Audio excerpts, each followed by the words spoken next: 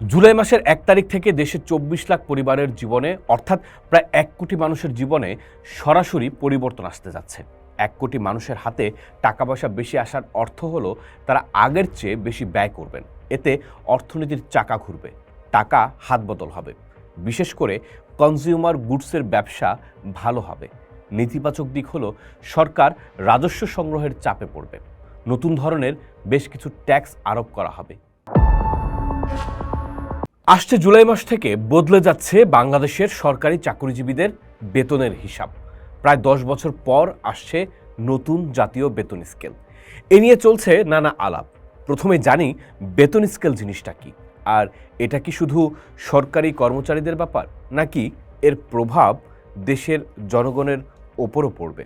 বেতন স্কেল হলো সরকার নির্ধারিত একটা মানদণ্ড, যেটা দিয়ে ঠিক হয় সরকারি চাকরিতে কে কত টাকা বেতন পাবে।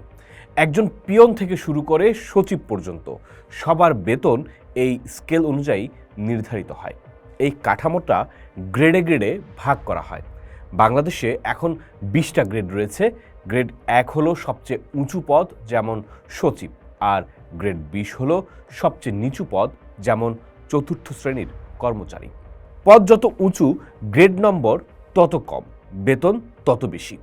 এখন বাংলাদেশের সরকারি কর্মকর্তা কর্মচারীরা ২০১৫ সালের বেতন স্কেল অনুযায়ী বেতন ভাতা পান।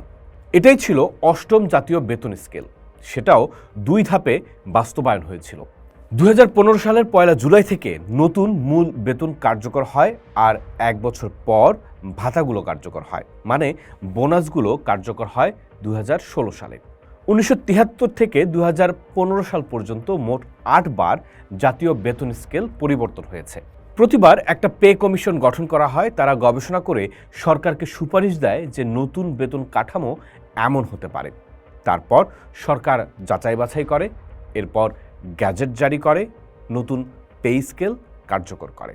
বর্তমানে বাংলাদেশে ১৫ লাখ সরকারি চাকরিজীবী আছেন। সেনাবাহিনী, সরকারি ব্যাংক, স্বায়ত্তশাসিত প্রতিষ্ঠান আর সরকারি শিক্ষা প্রতিষ্ঠানে ওয়ার্কফোর্স যোগ করলে এই সংখ্যা হবে প্রায় ২৪ লাখ। মানে দেশের মোট জনসংখ্যার ১.২% মানুষ সরকারি চাকরি করেন। এটা শুনে অনেক বেশি মনে হতে পারে, কিন্তু বিদেশের সাথে তুলনা করলে এটা বেশ কম। যুক্তরাষ্ট্রে প্রতি ১০০ জনের ৭ জন সরকারি চাকরি করে। ইউকেতে এটা ৯%, ভিয়েতনামে ৩%, এমনকি ভারতেও এই হারটা বেশি। ভারতে ১.৩% মানুষ সরকারি চাকরি করেন। আমাদের যেহেতু এত বেতন দেওয়ার টাকা নেই, তাই আমাদের সরকার ছোট। তাছাড়া এই ২৪ লাখ সরকারি চাকরির মধ্যেও অনেক অনেক পদ এখনও শূন্য। এই কারণে বাংলাদেশে সরকার চালানো এতটা সহজ না। যাই হোক, সেটা অন্য আলাপ। প্রায় ১০ বছর পর, মানে গত বছর ২০২৫ সালের জুলাই মাসে অন্তর্বর্তী সরকার ৯ম জাতীয় বেতন কমিশন গঠন করে। সাবেক অর্থ সচিব জাকির আহমেদ খান এই কমিশনের প্রধান ছিলেন। নির্ধারিত সময়ে ৩ সপ্তাহ আগেই তারা তাদের রিপোর্ট সরকারের কাছে জমা দেয়। এই রিপোর্টে কি ছিল? নতুন কাঠামোতেও আগের ২০টি গ্রেড বহাল রাখা হয়। এর আগে সরকারি চাকরিতে সর্বনিম্ন বেতন স্কেল ছিল ৮,২৫০ টাকা, এটাকে বাড়িয়ে ২০,০০০ টাকা করা হয়। আর সর্বোচ্চ গ্রেডের বেতন ছিল ৭৮,০০০ টাকা, একে বাড়িয়ে ১,৬০,০০০ টাকা করার প্রস্তাব দেওয়া হয়েছে। অর্থাৎ সর্বনিম্ন গ্রেডে বেতন বাড়বে প্রায় ১৪২%, আর সর্বোচ্চ গ্রেডে ১০৫%। কমিশন আরও প্রস্তাব করেছে টিফিন ভাতা ২০০ টাকা থেকে বাড়িয়ে ১,০০০ টাকা করা যেতে পারে। এবারই প্রথমবারের মতো সরকারি কর্মচারীদের জন্য স্বাস্থ্য বীমা চালু করার সুপারিশ করা হয়েছে। প্রতিবন্ধী সন্তানের জন্য মাসিক ২,০০০ টাকা অতিরিক্ত ভাতারও প্রস্তাব আছে। এর আগে পহেলা বৈশাখে সরকারি চাকরিজীবীরা বেতনের ২০% বোনাস পেতেন, এটা বাড়িয়ে ৫০% করার সুপারিশ এসেছে। ডাক্তার, প্রকৌশলী, গবেষক, বিজ্ঞানী এবং বিশ্ববিদ্যালয়ের শিক্ষকদের জন্য বিশেষ কিছু ভাতার সুপারিশও এই কমিটি করেছে। কমিটি সুপারিশ করে নতুন বেতন স্কেলটা যেন ৩ ধাপে ৩টা অর্থ বছরে আস্তে আস্তে বাস্তবায়ন করা হয়। প্রথম ২ অর্থ বছরে সংশোধিত মূল বেতনের ৫০% করে দেওয়া হবে, আর ৩ নম্বর বছরে গিয়ে ভাতাগুলো কার্যকর হবে। এর মানে আপনার বেতন এখন ষষ্ঠ গ্রেডে ৫০,০০০ টাকা যদি হয়ে থাকে, এই জুলাই মাস থেকে আপনি পাবেন 75,000 টাকা। 2027-এর জুলাই মাসে আপনার বেতন বেড়ে হবে 1 লাখ টাকা। আর 2028-এর জুলাই থেকে আপনার ঈদ বোনাস, বাড়ি ভাড়া, স্বাস্থ্য বীমা, বৈশাখী ভাতা এইসব বোনাসের পরিমাণও বাড়বে। পে কমিশনের চেয়ারম্যান বলেছিলেন এই প্রস্তাব বাস্তবায়নে বছরে অতিরিক্ত 1,06,000 কোটি টাকা প্রয়োজন হবে। বর্তমানে সরকার 14 লাখ কর্মচারী আর 9 লাখ পেনশনভোগীর জন্য বছরে 1,31,000 কোটি টাকা ব্যয় করছে। আগামী কয়েকদিনের মধ্যে যে নতুন বাজেট আসছে সেখানে এই পে স্কেল বাস্তবায়নের জন্য অতিরিক্ত 35,000 কোটি টাকা বরাদ্দ রাখা হবে।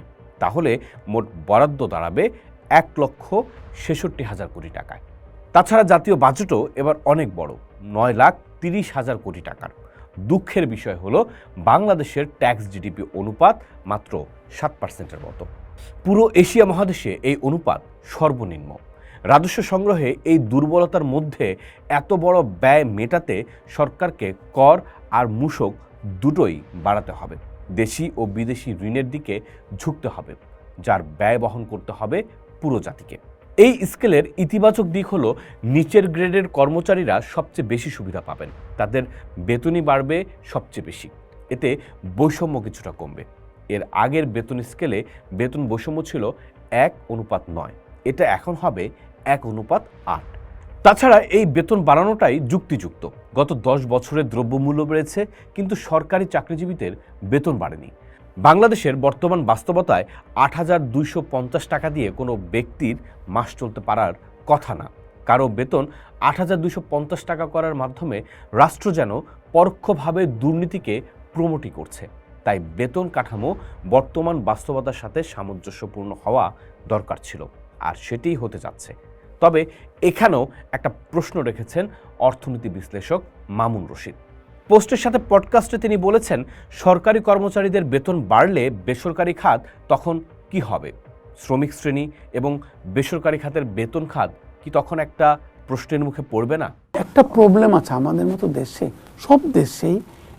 আমার প্রচুর সিম্পেথি, আমরা সোজাভাবে বলি সরকারি কর্মকর্তাদেরকে দায়ী করি, আমলাতন্ত্র বলি। বাট একটা রিয়েলিটি কি জানেন, আপনি যখন সরকারে যাবেন, আপনি কিন্তু আপনার জন্য কিন্তু একটা প্রেজেন্ট কন্টিনিউয়াস টেন্স, মানে যতক্ষণ না দেশটা বুড়িগঙ্গা নদীতে হারিয়ে না যায় ক্লাইমেট চেঞ্জ ইম্প্যাক্টে, আপনাকে কিন্তু আশাবাদী হয়ে কাজটা করতেই হবে। সচিব বলুন, অতিরিক্ত সচিব বলুন, জেলা প্রশাসক বলুন, ঝড় ঝঞ্ঝা হবে, ভূমিকম্প হবে, জেলা প্রশাসকদের দায়িত্ব কি হবে? আমাকে ভাই থাকতে হবে সচল। এখন দে আর হোপিং এগেনস্ট হোপস। এটা নতুন সরকার এসছে, ওনারা তো তা হাত তুলে দিতে পারে না। ওনারা তো বলতে পারে না জনগণের কাছে, তোমরা আমাকে ভোট দিয়েছ, আমি ভাই চালাতে পারছি না।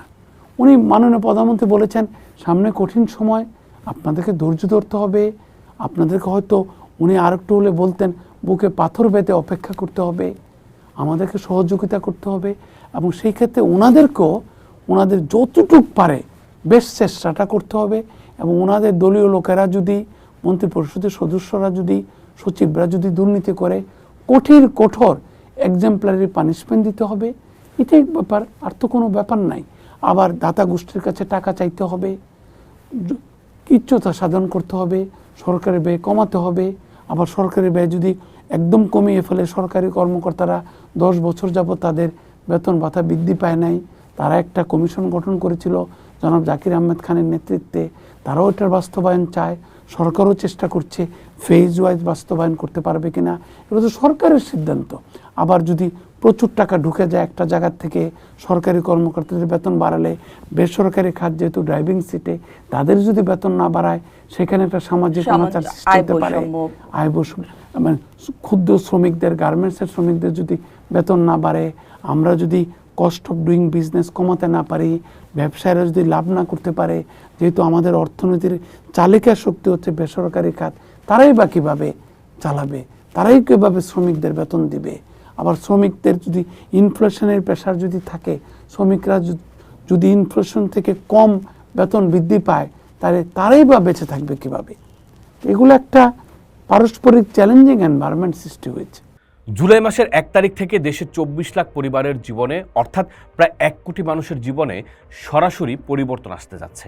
1 কোটি মানুষের হাতে টাকা পয়সা বেশি আসার অর্থ হলো তারা আগের চেয়ে বেশি ব্যয় করবেন। এতে অর্থনীতির চাকা ঘুরবে, টাকা হাত বদল হবে, বিশেষ করে কনজিউমার গুডসের ব্যবসা ভালো হবে। নেতিবাচক দিক হলো সরকার রাজস্ব সংগ্রহের চাপে পড়বে। নতুন ধরনের বেশ কিছু ট্যাক্স আরোপ করা হবে। এই ট্যাক্স আর মার্কেটে অতিরিক্ত 15,000 কোটি টাকার ইনজেকশন মুদ্রাস্ফীতি কিছুটা বাড়িয়ে দেবে। শেখ হাসিনার শাসনামলের শেষ মাসে বাংলাদেশের ডিমের দাম ছিল 12.5 টাকা। গত বছর একই সময়ে এটা কমে 9 টাকা 25 পয়সা। সেখান থেকে আবারও ডিমের দাম 21% বেড়ে এখন হয়েছে 11 টাকা 25 পয়সা। পাশাপাশি বেড়েছে মাংসের দাম, মাছের দাম, সবজির দাম। নতুন পে স্কেল চালু করে সরকারি চাকরিজীবীদের বেতন বাড়ানো অত্যন্ত যৌক্তিক সিদ্ধান্ত, কিন্তু দুর্ভাগ্যজনকভাবে এর সাথে মুদ্রাস্ফীতির একটা সম্পর্ক আছে। পোস্ট দেখুন, ভাবুন, করুন, থাকুন পোস্টের সাথে।